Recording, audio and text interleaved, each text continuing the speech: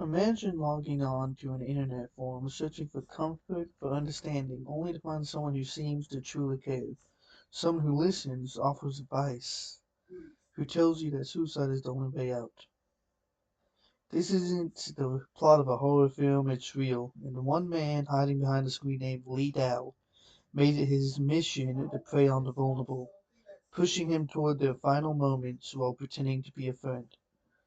His real name, William Melkert Dinkle, a former nurse from Minnesota who used his knowledge and trustworthiness not to heal but to harm. Tonight we're diving into the dark, twisted world of online suicide pacts, manipulation, and the chilling case of a predator who weaponized the internet. This is the Todd Theory, and this is the story of the suicide nurse.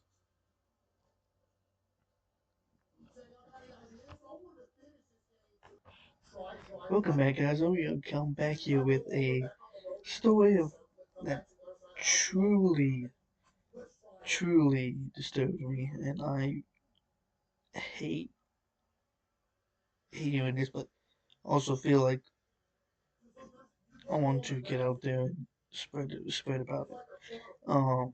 First heard about it on Case Files, True Crime, amazing podcast. Him and Time Suck by Dan Cummins. They're the ones who got me into this, so we're gonna be getting into this. Make sure you guys check out our other channels and show support any way you can. We have the Guru Show and we have Late Night with the Guru. So yeah, please help support us any way you can. So this is a very disturbing thing. William Melker Dinkle, also known as Lee Dow, is an online communities is a former nurse from Minnesota who gained notoriety for his involvement in internet-assisted suicides. He posed as a compassionate individual in online forums, particularly targeting vulnerable individuals who were struggling with suicidal thoughts. Milgrodinko, born in 1962, as a licensed nurse. He wasn't born as a licensed nurse. He was booked as a licensed nurse. However, beneath his pretty funny as shit. Just you were born. You come out of you come out of your mom's thing, and all of a sudden she's like, "Oh, he's a nurse! Oh my lord!" Nah. It's just you were born and instantly a nurse. Oh, what a love, what a praise. No, if anything, he should have been a nurse. But however, beneath his personal facade, he engaged in predatory behavior online. Using aliases such as Lee Dow, he infiltrated internet chat rooms focused on suicide and depression. Instead of offering genuine help, he manipulated and encouraged individuals to take their own lives, sometimes even watched them via webcam. He specifically targeted young people, often pretend to be sympathetic female nurse. He would express false sympathy, gain the trust of his victims, and then pressure them to commit suicide, sometimes making pacts with them. Two cases that led to his conviction involved Nadia Kajui, 2008, an 18-year-old Canadian student who died by suicide after being manipulated by Melker Dinkle, and Mark Drybro, 2005, a 32-year-old British man who Melker Dinkle also encouraged to take his own life. In 2011, Melker Dinkle was convicted of aiding and abetting suicide. He was sentenced to prison but later challenged his conviction, leading to a legal debates about free speech and criminal liability. His conviction was particularly overturned in 2014, but he later was sentenced to a shorter term. Psychological and ethical implications. His case raised ethical concerns about the internet's role in enabling predatory behaviors and the legal challenges of prosecuting online assisted suicide. It also highlighted the importance of mental health awareness and the dangers of online anonymity enabling harmful behaviors. So it's gonna be an interesting one and quite disturbing one. If you have for any reason feel uncomfortable doing this and feel like you can't continue listening, feel free turn off the podcast, or you can skip straight to the end and we're and straight past all the story and just do what you good and stay good to your mental health. Now, at this time, let us hop into the story. In 2006, Celia Blay, a retired Berkshire school teacher, the honest to God best person in the entire story ever, praise be to her, inadvertently clicked her way into an online suicide chat room while researching local history. Shocked to find that such forums even existed, Miss Blay took it upon herself to counsel its members, and to persuade them that death was not the answer. She, is the fact that she could have saw this site and been like, oh, well, that sucks, and just clicked right off. The fact that she found it and wanted to actually help people, that's what makes her the best part about it, and I'm honestly glad it happened. My whole thing with my whole community is wanting to help people and wanting to make people feel better, make people laugh just a little bit, even if it is a whole bunch of people's a little people, better people out today. But anyways, let's get back to it. Shocked to find that such form. Wait, was that? I'm all over the place. Okay. But she soon became aware of more sinister force at work. One of her correspondents, a South American teenager, emailed Miss Blay to say she made a suicide pact with another chat room user named Li Dao, who described herself as a depressed Chinese American nurse in her 20s. Miss Blade talked her friend out of taking her life, and then set about tracking down Li Dao. After some online sleuthing, we learned the nurse's true identity, Mr. Melkert Dinkel, a middle-aged father of two from Minnesota. He would disguise himself online as a young woman, going by several names, including Li Dao, Falcon Girl, and Cammy D. He would offer his victims to join him in a suicide pact, suggesting that they take their lives together via webcam. At the appointed hour, he would claim his camera had stopped working and then watch as the other person went through it. By the time Miss Blake persuaded the U.S. authorities to act, he had urged at least two people to kill themselves. 32-year-old Mark Dryborough from Coventry in 2005 and Nadia Kajawi, 18 in Ontario in Canada, or from Ontario in Canada. In 2008, Mr. Melkadinkle, oh, I wish I could say Miss Melkadinkle, he wants to be a woman so bad he should be fucking, be called a woman, was convicted in 2 counts of aiding suicide. Yet, according to court documents, he admitted having entered fake suicide pacts with as many as 10 people, 5 of whom he believed had taken their own lives. He told police he did it for the thrill of the chase. Though, that's fucking sick motherfucker. God, I cannot know. Though he was given a custodial sentence, he has remained free pending his appeal. His lawyers maintained that Minnesota's assisted suicide law is too broad. I can't speak. The legislation's wording criminalizes anyone who intentionally advises, encourages, or assists another in taking their own life. But Melker Dinkel argued that this limited his right to free speech and enshrined in the U.S. First Amendment. In Wednesday's ruling, the Minnesota Supreme Court found that while assisting suicide may be illegal, The section of law that forbids encouraging suicide is indeed unconstitutional. That is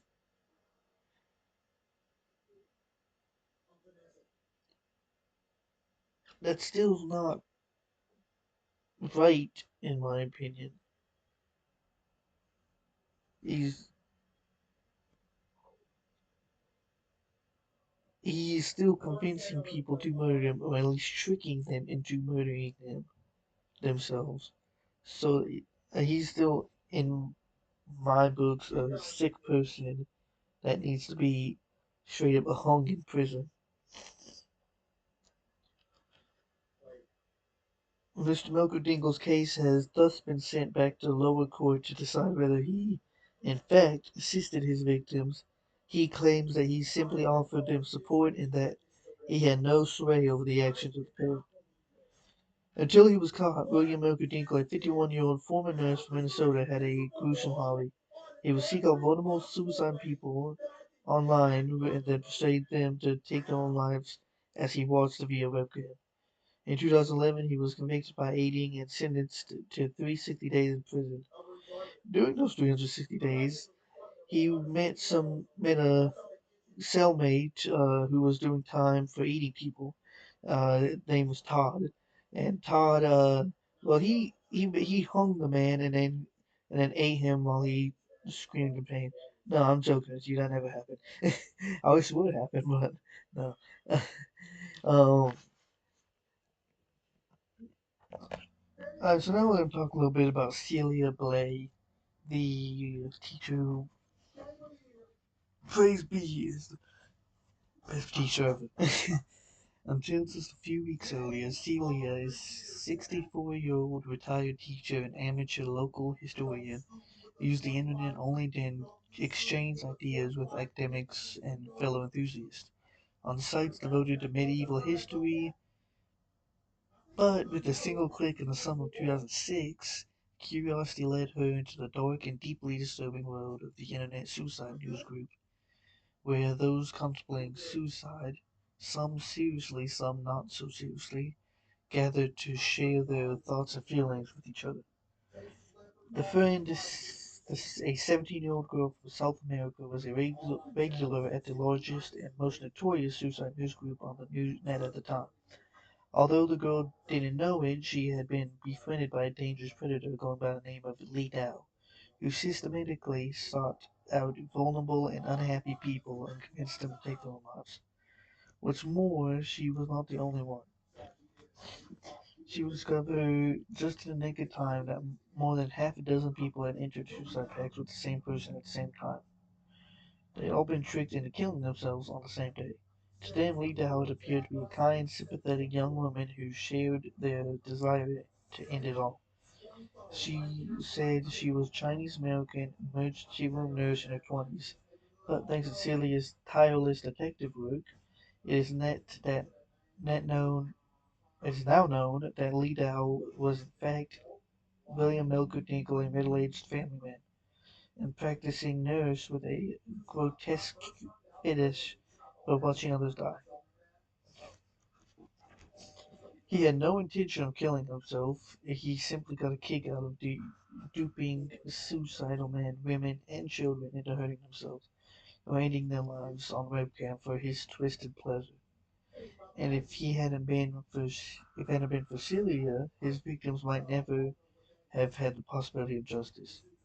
But on Friday last week, Milkerdingle was a long last charged by police in St. Paul, Minnesota, on 2 counts of aiding suicide. One of his suspected victims is British IT technician Mark Dribo. Dribo? I don't know. If y'all know the correct pronunciation, tell me I'm fucking wrong. Who hanged himself in Coventry in 2005 at the age of 32. The other Canadian university student, Nadia Kajui, I'm assuming it's Kajui, Kajuji, Kajuji, 18, who drowned herself in a freezing river in Ottawa in 2008. Melker Dinkle's case has the potential to set powerful legal precedent in the gray areas which govern assisting suicide and the internet. Yet despite this, Celia confesses she had mixed feelings when she heard the news. Although I'm glad the police were finally making progress, these charges prove that if they had just listened to me, then I first told them when I first told them that what I felt this person was up to. Nadia and who knows how many others might still be alive today, she says. And that is just awful and feels really bad for her right now.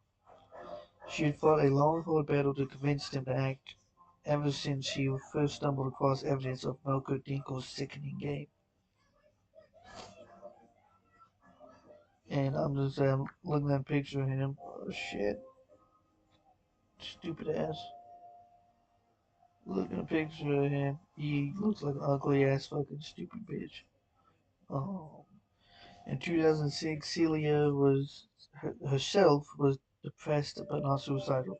Following the death of her parents, she divorced. She divorced at the suicide news. Yeah, because they were married. She discovered the suicide news group community after seeing that a member of her online history news group was also a member of it. Out of curiosity, I clicked on it, thinking, "My goodness, they have news groups for people who want to kill themselves." I never knew that such a thing existed, according to Celia, who now lives in the village of Maiden Valley in Wiltshire, where she has a small business making horse whips. I just goes from stopping a man who convinced people to hang themselves. I'm out now making horse whips. I can just imagine. I can just imagine that her selling horse. Sorry, okay. Uh,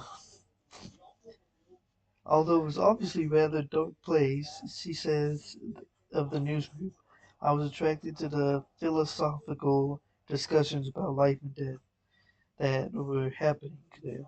And although I wasn't suicidal, the people seemed to have a very deep understanding of some of the things I was feeling.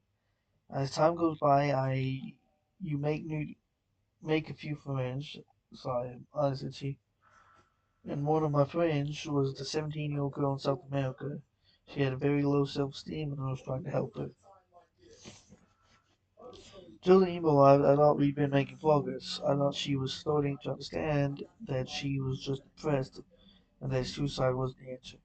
I told her, talk to your friends, talk to your doctor, talk to your priest. She seemed, and that is absolutely true. If you were feeling any type of hurt, if you want to hurt yourself, you want to do something, talk to someone, talk to your parents, talk to your loved ones, talk to your family, talk to your pastor. If you can't talk to anyone there, talk to a friend that you truly, truly trust. Like I said, talk to a pastor, someone. Suicide, don't make a permanent decision over a temporary solution. Oh, no. I, I scoff that. Don't make a permanent decision over a wait, I still scoff that. Don't make, I'm tired right now. Sorry, I've been working the past 3 days. Um, like over the past 2 days, I've worked like 24-hour shifts. Don't make a permanent solution to a temporary problem. That's what I'm gonna say. Okay, continue. But Celia was soon to discover someone was lurking online with the opposite intent.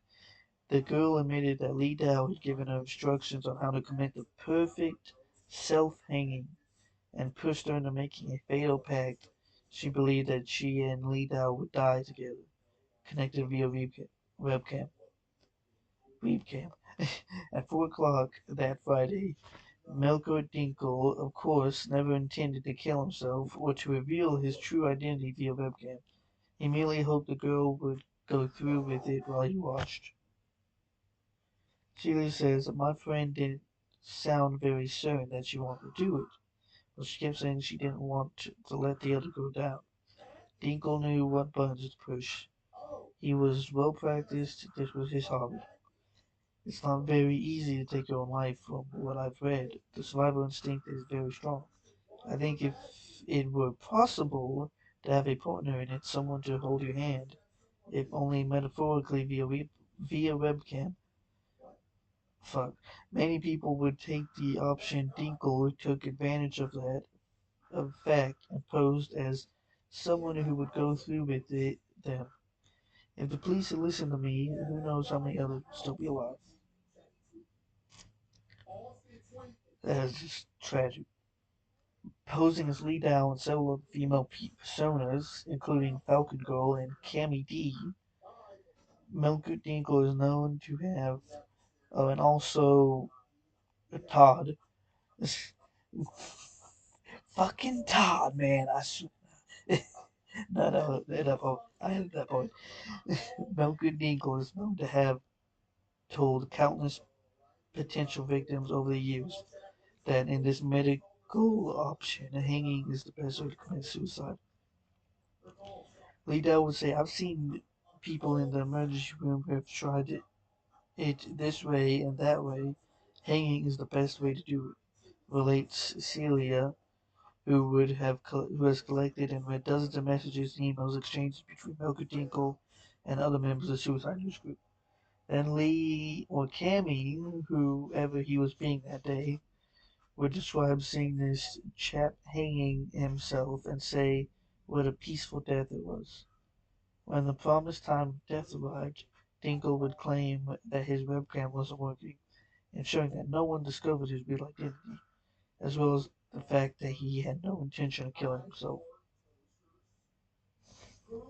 Just hours before Celia's friend intended to hang herself, news of several other packs due to take place at the same time started to spread across the message boards, making it plain to all involved that something strange was happening.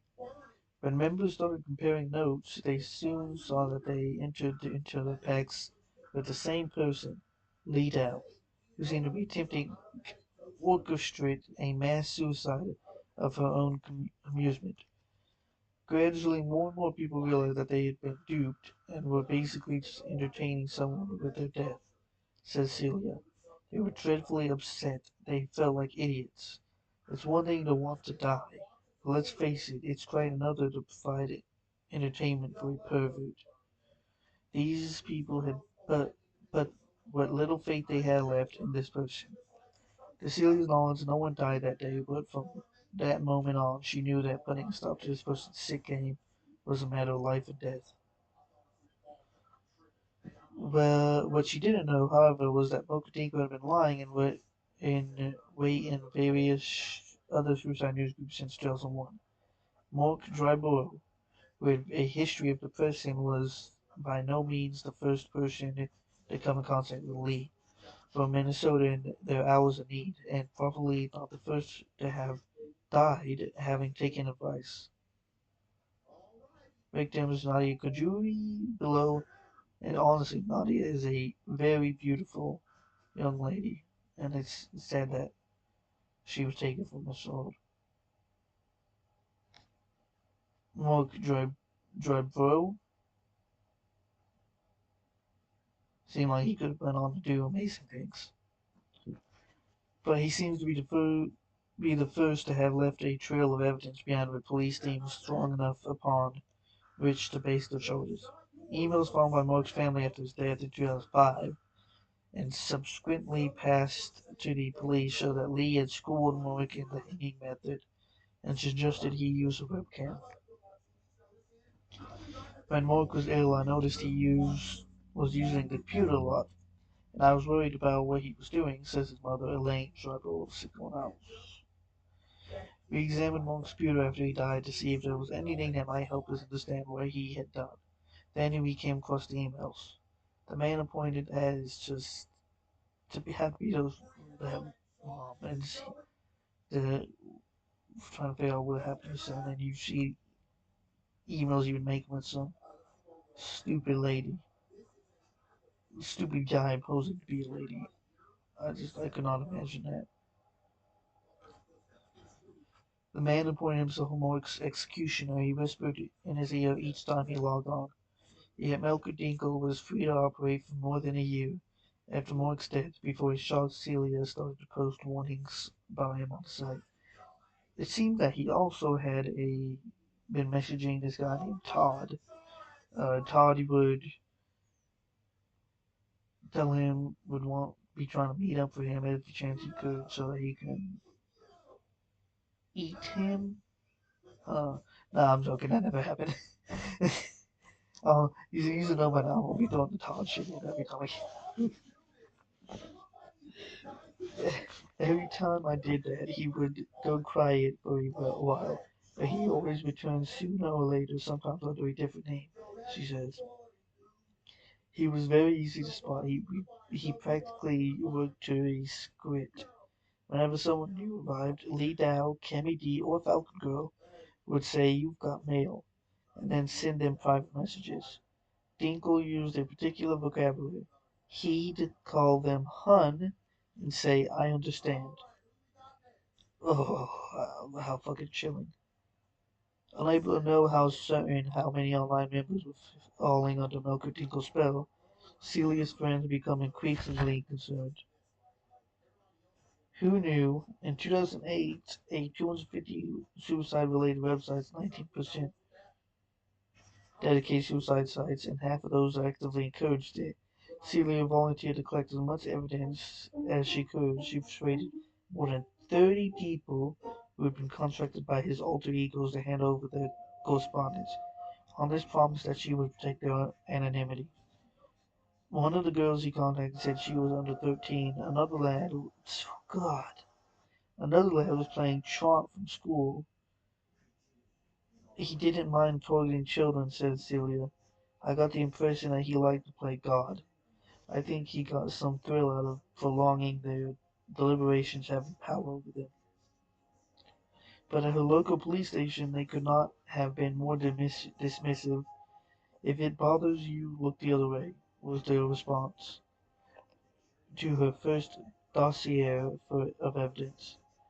They wouldn't investigate because all of the sources were anonymous, said Celia, who then had to persuade her sources to give up their anonymity. Some of them by the stage weren't contactable for all too obvious reasons, she says quietly. In America, as in Britain and almost everywhere else in the world, laws covering suicide predate the internet era. They do not account for the potentially fatal influence that a man like Melkert Dinkle in Minnesota and the house he shares with his wife and two teenage daughters could have on a person on the brink of suicide the other side of the world. Paul Kelly, a trustee of Papyrus, the UK charity for the prevention of young suicide, lost his 18-year-old son Simon to suicide in 2001. He explains since 2001, Papyrus has tried to keep a record of internet-related suicides cases where the internet appears to have played a significant role. We have 39 in the UK to date, and we know that this may be the tip of the iceberg. But the law does little to protect the vulnerable from the people and information they can find on the internet. The 1961 Suicide Act, which criminalized suicide but made it illegal for one person to promote or assist the suicide of another, was written decades before the internet existed, and we think provides inadequate protection in the internet age.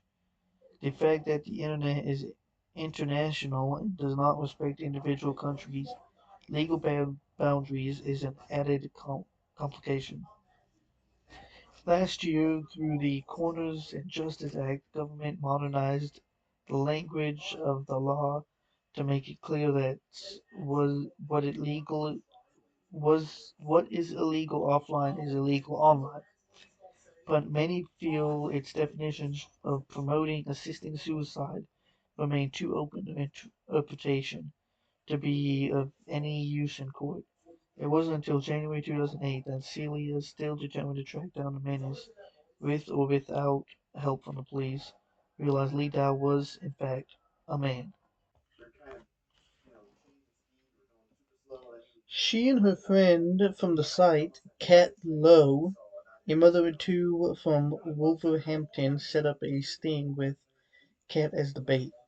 Celia says it was incredibly brave of Kat because she was suicidal at the time, and even though she was all to say to her, she was still very frightened that she would be persuaded to kill herself. During the course of her sting, Melkert Dinkle, this time posing as Cammy D, sent a family photograph to Kat claiming to be the woman in the picture. The woman in the picture did not match the description of Cammy D at all, says Celia. She looked for far older than 20 something and not at all Chinese. Then for a moment, Melkert Dinkle's face appeared on Kat's screen via his webcam. Instantly, Kat and Celia recognized him as the man from the family photograph, posing with his wife, whom he had pretended to be to Kat and children. Kat quickly photographed the screen using her mobile phone camera, and the image was added to their growing pile of evidence. Next, Celia approached the West Midlands Police in Birmingham, but again she could not rouse them into action. They didn't want to do anything with it, partially because it was a very complex international case, and partly because they knew the law was very weak and that a successful prosecution would be almost impossible, I suspect, she said. Even a letter from MP Theresa May was ignored by February 2008, thanks to technical help from a member of the newsgroup members. Celia knew Melkert Dinkle's email address and pseudonyms, as well as specific IP address of his computer, which was registered to his home address in Minnesota, plus his full name, age, and occupation. Terrifyingly, he was working as a nurse. She sent everything she knew in an affidavit to the FBI. Affidavit.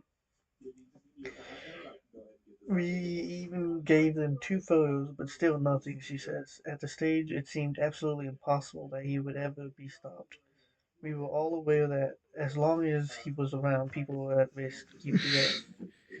Also knew that anyone could copycat Hello, his y'all. actions. It's y'all's favorite private investigator, Celia Bly over here. In March 2008, Celia had the breakthrough she so desperately needed via a horsewhip customer who lived in Minnesota. Just imagine a call with some dude just like, I want to buy a horsewhip. Yeah, and also I saw something about you trying to catch some guy. Uh, I think I know who you trying to catch. Yeah, yeah. His name's Willie. He lives out here in Minnesota. Um, you might want to look at him. He's a nurse, actually. Yeah.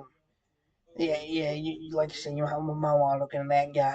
Also, how much? I want to see about one of them 1099 whips. Uh, I, I think those things are really cool. I need to whip my horses into action over. Any, anywho, yeah. So yeah. She was it needed to be a horse whip customer who lived in Minnesota. That customer also was Todd, and Todd would buy himself a whip to whip them horses so that he could eat them. But he was the new Todd knew William from past life. And because Todd being 243 years old. Anyway, I had a point. Celia explained her situation and the trouble she was having as a non-US citizen, attracting the authorities' attention, convinced the customer to submit the affidavit to the sheriff's office on her behalf. It was passed to the Minnesota Indian Crimes Against Children Task Force, and at long last, they asked her to send all the evidence she had. But in the time it took for the authorities to pay attention, Celia believed several young people took their lives with no good Dinkle's encouragement. Both from Nadia Celia had heard through the online grapevine of a 19-year-old man who took a road and killed herself too within days of his death. In January last year, Milk Dinkle admitted to the police that he had been involved in 5 deaths and 10 or 11 packs and encouraged a dozen to kill themselves. Days later, police seized his computer with the phone he had made thanks to several people after deaths. More than a year on, all Celia can do is hope the law is strong enough to see Milky Ankle successfully prosecuted for his actions. There was no such thing as justice for those who lost loved ones because of him. She says, so we must hope for a clear message to predators like him, because believe me, he's not the only one out there. If it's a crime to dupe someone out of their money, it is surely a crime to dupe them out of their life. Now it is time to prove that.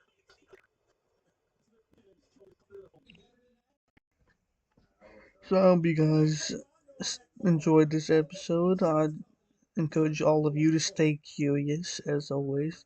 Support if you want to support the channel in any way. Go sub to all my other channels.